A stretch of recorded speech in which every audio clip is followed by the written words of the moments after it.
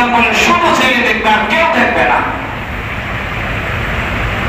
আর সমাজ বলে সবাই মিলে দেখো, হারাম এগুলি। এরপরে দেখলো মেয়ে দেখা দেখি শেষ, মেয়ের কাছে জিজ্ঞেস করবে কি? মেয়ের কাছে জিজ্ঞেস আগে করতো এক জিনিস, আর বর্তমান যুগে জিজ্ঞেস করে ভিন্ন জিনিস। আগে সমাজে এক সময় এমন প্রচলন ছিল, মেয়ে দেখতে গেলে জিজ্ঞেস করতো মেয়ে কোরআন শরীফ পড়া জানে কি জানে না। এখন কোরআন শরীফ এখনো দু চারজন মুরব্বী সাথে গেলে জিজ্ঞেস করে, কিন্তু যারা কম বয়সী আর অল্প বয়সী এই মানুষগুলি কোরআন শরীফ পড়া জানে কি জানে না এটা কোনোদিনও জিজ্ঞেস করে না। এটা জিজ্ঞেস করে কি পাস, চাকরি বাকরি করে কিনা, রেজাল্টের অবস্থাটা কি, এটা আগে দেখবে। অথচ আগে খোঁজ নেওয়ার দরকার ছিল এই মেয়ে দিনদার কতটুকু, আল্লাহ পাকের কোরআনের ইলম তার মধ্যে কতটুকু আছে, এটা আগে জানা দরকার। ইসলাম বলে চার জিনিস দেখে বিয়ে করবে। মিশকাত শরীফের দ্বিতীয় খণ্ডের পয়লা হাদিস, قال النبي صلى الله عليه وسلم تنكح المرأة لأربع لمالها ولجمالها ولحسبها ولدينها فاظفر بذات الدين تربت يداك। আল্লাহর নবী সাল্লাল্লাহু আলাইহি ওয়াসাল্লাম বলেন, আমার উম্মতের দল বিবাহ শাদী করতে যায় চারটা জিনিসের খেয়াল রাখবে। ছেলে আর মেয়ের মধ্যে চার জিনিসের মধ্যে একটা সামঞ্জস্য বিধান করবে। একেবারে ধনীর ঘরে একেবারে কুড়ে ঘরের থেকে একটা মেয়ে নিয়ে দিবে না, কারণ ধনীর ঘরের মানুষের যা মন মানসিকতা এটা কুড়ে ঘরে যারা বসবাস করে তাদের মন মানসিকতা মিলবে না। আবার যে কুড়ে ঘরে বসবাস করে সেই ঘরে কোনো ধনীর দুলালি এনে দিবে না, কারণ ধনীর দুলালির যা চাহিদা তার যেটা মন মানসিকতা ফকিরের ছেলে যে ফকির তার মানসিকতার সাথে মিলবে না। সাংসারিক জীবনে যে ওরা পদে পদে বাধার সম্মুখীন হবে। সর্বপ্রথম দেখবে সম্পদের দিক দিয়ে ঠিক আছে কিনা। ওয়ালিজামালিহা, আল্লাহর নবী বলেন সৌন্দর্যটাও দেখবে। কালো কুচ্ছিতটাও আল্লাহর বানানো। সমাজের সবচাইতে বড় সুন্দরী যারা সারা দুনিয়ায় সুন্দরের জন্য নাম লেখায় এই মানুষগুলিও আল্লাহ তাআলারই তৈরি, সবাই আল্লাহর তৈরি। তবে বিবাহ শাদী করার ক্ষেত্রে সৌন্দর্যটা একটু প্রাধান্য দেওয়া চাই, কারণ নিজের স্ত্রী যদি সুন্দর হয়, রাস্তায় যদি 10 মহিলাও সুন্দর থাকে অসুবিধা নাই। শয়তান যদি মনের মধ্যে এসে বলে তোর পাশ দিয়ে সুন্দরীরা হেঁটে যায় তাকায় দেখ, শয়তানকে বলতে পারবে ওরা আর কি সুন্দরী, আমার ঘরের স্ত্রী আরো বেশি সুন্দর। আর যদি নিজের ঘরের স্ত্রী হয় কালো কুচ্ছিত চেহারা ভালো না, পাশ দিয়ে যদি হেঁটে যায় শয়তান বলবে তাকায় দেখ তোর ঘরেরটা তো কালো কুচ্ছিত, দেখতে ভালো দেখা যায় না, এটা দেখে না। শয়তানের সুবিধা হয় ওই জায়গায় নজর লাগায় দিতে। এই জন্য নবীজি বলেন লিজামালিহা, বিবাহ শাদী করার ক্ষেত্রে সৌন্দর্যটাও দেখবে। ওয়ালিহাসাবিহা, আল্লাহর নবী বলেন বিবাহ শাদী করার ক্ষেত্রে বংশটাও একটু দেখবে, বংশটা কেমন। কারণ এক এক বংশের মানুষের চরিত্র এক এক রকম হয়, সব বংশের মানুষের চরিত্র কিন্তু একরকম হয় না, সবার চরিত্র একরকম না। এই জন্য বংশটাও দেখবে। নবীজি বলেন ওয়ালিদিনিহা, সর্বশেষ যেটা বলছি ভালো করে খেয়াল করে শোনো সাহাবায়ে কেরাম, দিনদারি দেখবে। দিনদারি দেখবে কোরআনে কারিমের ইলম এর মধ্যে আছে কিনা এটা জিজ্ঞেস করবে। ওয়ালিদিনিহা, দিন ধর্ম কেমন এটা দেখবে। নবীজি বলেন চারটার কথা বলেছি, সম্পদ দেখবে, সৌন্দর্য দেখবে, বংশ দেখবে আর দিনদারি দেখবে। এই চারটার মধ্যে তুমি প্রাধান্য কোনটাকে দিবে? নবী নিজেই বলেন ফাসফার বিজাতিদ দ্বীন, তুমি কিন্তু ধার্মিকতারই বেশি প্রাধান্য দিবে। টাকা যদি নাও থাকে অসুবিধা নাই, মেনে নেওয়া যাবে।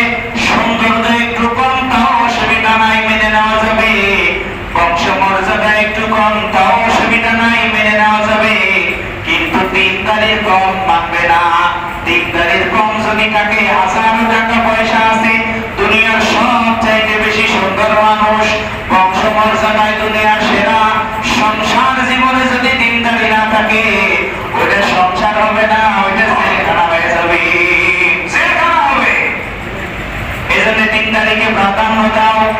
আগে জিজ্ঞেস করতো মেয়ে দেখতে গেলে কোরআন শরীফ পড়া যাবে কিনা, এখন আর তা জিজ্ঞেস করে না। এখন জিজ্ঞেস করে মেয়ে কি পাস, কোন ডিগ্রিতে পাস, এটা জিজ্ঞেস করে। এরপরে বিবাহ শাদী যখন হয়ে যাবে, চূড়ান্ত কথাবার্তা, বিবাহ শাদীর চূড়ান্ত কথাবার্তা হওয়ার আগে লেখালেখি হবে, চূড়ান্ত সিদ্ধান্ত হইতেছে। বিবাহের একদিন আগে 2 দিন আগে হলুদ সন্ধ্যা দেওয়া লাগবে, হলুদ সন্ধ্যা। গায়ে হলুদের অনুষ্ঠান ছেলের বাড়িতেও হবে, মেয়ের বাড়িতেও হবে। সমাজ বলে আমাদের সমাজ,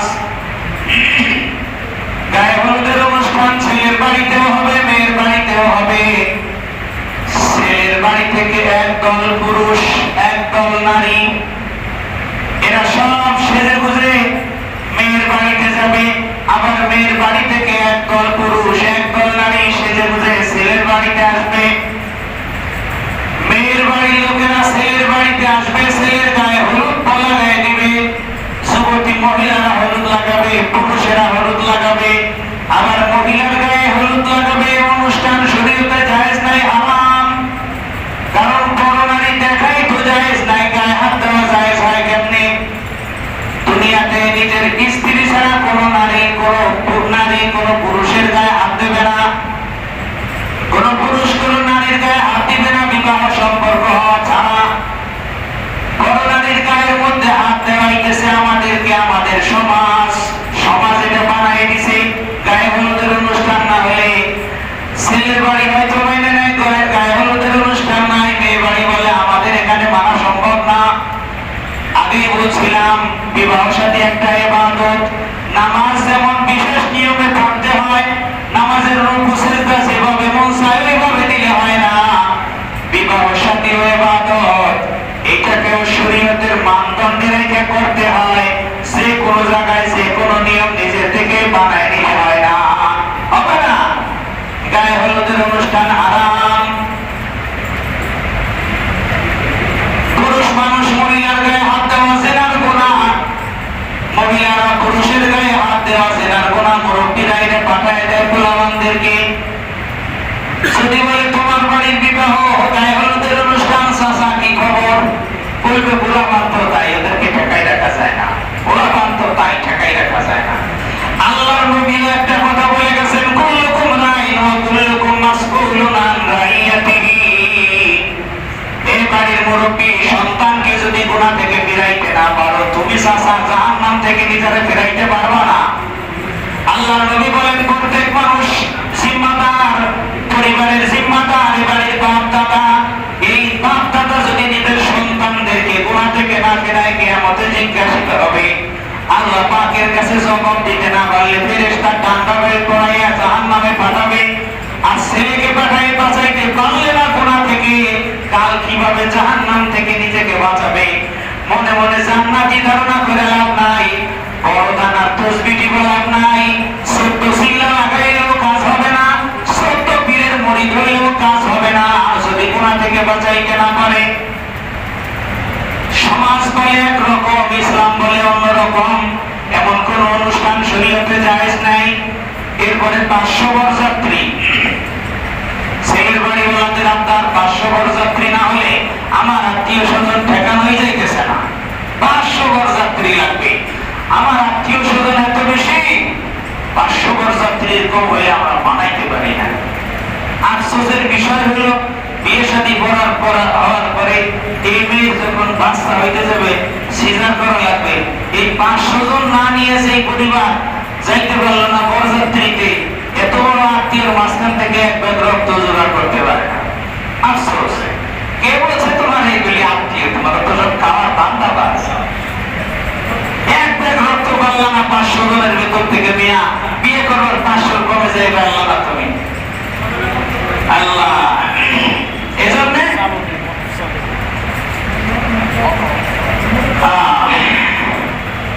বরযাত্রী অনুষ্ঠান শরীয়তে জায়েজ নাই, হারাম।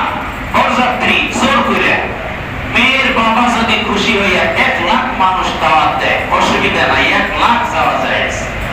মেয়ের বাবার অসন্তুষ্টিতে 1 জন যাওয়া জায়েজ নেই, 1 জন জায়েজ নেই। বরযাত্রী অনুষ্ঠান। ছেলের বাড়ি যত অনুষ্ঠান হবে সব ছেলের বাড়ি। সমাজ বলে মেয়ের বাড়িতে বরযাত্রী হবে, শরীয়ত বলে অন্যটা। আল্লাহর নবী সাল্লাল্লাহু আলাইহি ওয়াসাল্লাম বলেন আউলিমু আলা বিশাত। এই ছেলে যুবক তুমি বিবাহ শাদী করতে পেরেছো, আল্লাহ পাকের শুকর। সমাজের হাজার মানুষের সংসার করার যোগ্যতা নাই, ঘরে বিবি নাই, আল্লাহ তোমাকে বিবি দান করেছেন, আল্লাহ পাকের শুকর আদায় কইরা কমপক্ষে একটা বকরি জবাই করে হলেও আত্মীয় স্বজনকে খাওয়াও, শুকর আদায় করো। ছেলে করবে ছেলে, মেয়ের বাড়িতে না। এগুলি মেয়ের বাড়ি জায়েজ নাই। বরযাত্রী যে খানা খাওয়া, শ্বশুর বাড়ির মানুষের অসন্তুষ্টিতে বরযাত্রী বাড়িতে যে খানা খাওয়া আর হারাম খাবার খাওয়া দুটো একই সমান। আমি যেটা বলতে চাইছিলাম বলা যাইতেছে না, এই সমস্যা। আজি সাহেবের ভাষা নষ্ট হয়ে যাবে যদি উচিত কথা বলি, খোলাখুলি কথা। কেউ যদি শুকরের গোশত খায় এক হারাম। বরযাত্রীর অনুষ্ঠান বাড়িওয়ালার অসন্তুষ্টিতে জোর করে চাপায়ে ধরে মানুষ বেশি নিয়ে খাওয়া, দ্বিগুণ গুণা, দ্বিগুণ গুণা। এই জন্য বরযাত্রীর অনুষ্ঠান জায়েজ নাই। বাবা যদি মেয়ের বাবায় বেশি মানুষ থেকে বেশি মানুষ নিতে চায় তাহলে কোনো সমস্যা নাই, কিন্তু যদি একজন বলে দুইজন যাওয়াও জায়েজ নাই। শরীয়ত বলে একটা, সমাজ বলে আর একটা। বরযাত্রী গেল, খাবার যে বসাইল ওই জায়গার অবস্থাটা দেখেন। শরীয়ত বলে কোন পুরুষ মানুষ মহিলা মানুষের চেহারা দেখা হারাম। মহিলা মানুষ কর্তৃক ছেলে মানুষের চেহারা দেখা হারাম। যারা বিবাহ শাদী হয় নাই, বড় নারী বড় পুরুষ, এদের দেখা হারাম। সমাজের মানুষ বলে কি মেয়ে আর ছেলে এক টেবিলে বসে খাবে, এক টেবিলে বসে খাবে। আশ্চর্যের ব্যাপার নেই, যেই টেবিলে যুবতী মহিলা বেশি থাকে, পোলাপান যারা খাতিমদারি করে ওরা ঘুরে ঘুরে খালি ওই টেবিলে যায়। আমি নিজে দেখছি, বিশ্বাস করেন। এই খরচ, মোরা খরচ, এই যে খরচ, এই টেবিলে মহিলারা বেশি বসে, পোলাপান ঘুরতে ঘুরতে ওই জায়গায় যায়। আরেকজন পোড়া দাদি পাশের এক টেবিলে বসে, ওই জায়গায় কেউ ফিরে যায় না, ডাকলেও যায় না, আর সব ফেলে থেকে চাপা দিব নাকি। এগুলি হারাম। এই খরচের অনুষ্ঠানের একসাথে বসানো হারাম, বিবাহিত আরো হারাম, একসাথে না। বসাইলে আলোটা বসাবে, মহিলা বরযাত্রী যাওয়া দোষের না। মহিলা বরযাত্রী যাবে সমস্যা নাই, তবে তাদেরকে বসাইতে হবে পর্দার সাথে আলাদা। আল্লাহ বই নিয়েছে আসবে, ও যখন শাহ নজর করাবে, শাহ নজর, বাদশাহী নজর। শাহ নজর মানে বাদশাহী নজর, নাম দিছে শাহ নজর, বাদশাহী নজর। আরো জায়গায় নজর করা লাগে চোরের মতো, কাপড় ধরে টানাটানি, কোনো মতে একবার দিয়ে একটু দেখো চোখ কাট করে। নাম দিছে শাহ নজর, বাদশাহী দৃষ্টি।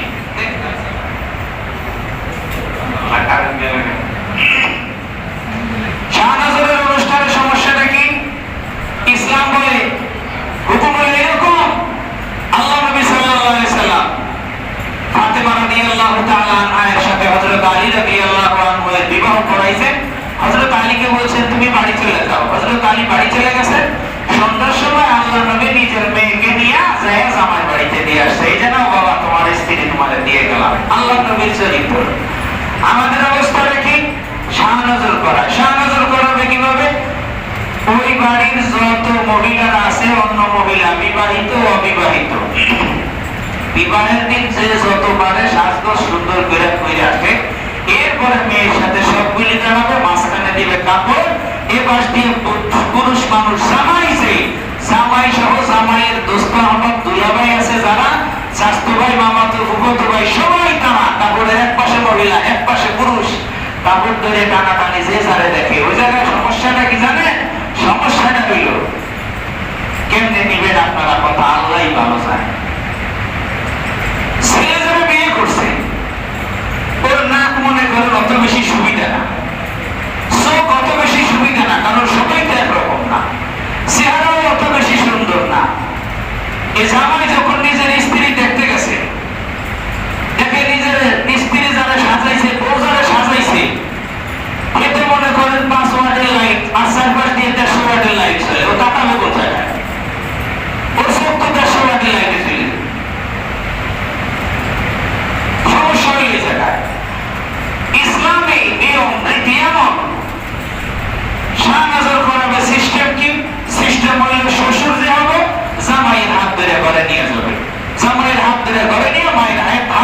ছেলের কাছে দিয়ে দিবে, বাবা এই যে তোমার বউ নিয়ে যাও। এই হলো শরীয়ত। আরে না, এই যে শাহনজর করাইতে যাইয়া 5 ওয়াটের লাইট আর 150 ওয়াটের লাইট, এই 150 ওয়াটের লাইট দেখে ওই সময় জামাইয়ের তমাশা হয়ে যায় মনের মধ্যে, করলাম কি আশেপাশে বেশি বাড়তি চলে, আমার বাড়তি কেন এত নরমাল। ওর তো তখন থেকেই মন খারাপ, আসে বিয়ে করে আসে মন ভরে না বউ পায়ে, কারণ পাশের গুলি সুন্দর বেশি ছিল, শ্বশুর বাড়ি যে তালাশ করে শালি কোনটারে সুন্দর দেখছিল ওটা তালাশ করে। আমার কথায় কষ্ট নিয়ে না, বাস্তব এটা বাস্তব।